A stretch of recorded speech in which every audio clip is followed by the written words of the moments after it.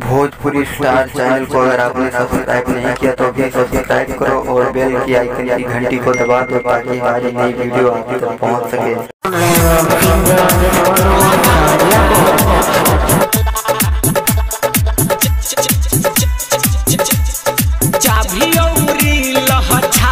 सामान को लगा लो ताला भइल कोरोना के हाला सामान को लगा लो ताला सामान को लगा लो ताला चाभी औरी लह छाला सामान को लगा लो ताला सामान को लगा लो ताला भइल कोरोना के हाला सामान को लगा लो ताला सामान को लगा लो ताला लगा लो ताला लगा लो ताला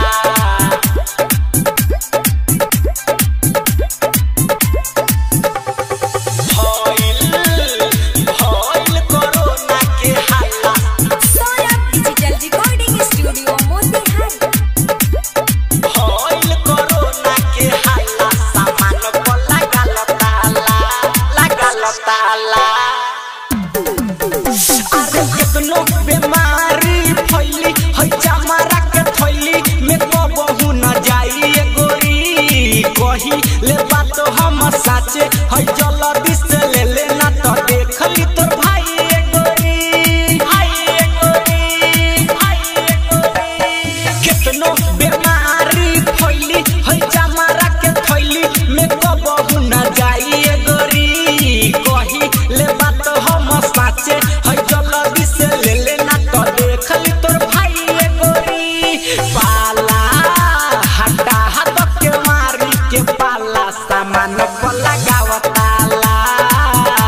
सामान को लगाव ताला लगा लो ताला भइल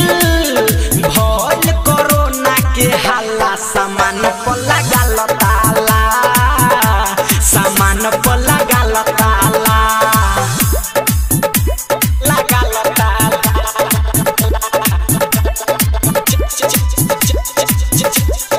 चाभी औरी लह छाला सामान को लगा लो ताला भइल कोरोना के हाला Saurabh digital recording studio Motihari लगा लो ताला भइल कोरोना के हाला सामान को लगा लो ताला रही सामान तो सुरक्षा पहिले बात अच्छा हटा दो तू कच्छा रानी भोला धमाल राइट रोशन मुना मतलब के तू बुझी हन बच्चा रानी रही सामान तो सुरक्षा पहिले बात अच्छा हटा दो तू कच्छा रानी भोला धमाल राइट रोशन सरबय सवरिया के तू बुझी हन बच्चा रानी होई तोहर भाला सामान को लगा लो ताला सामान को लगा लो ताला लगा लो ताला भइल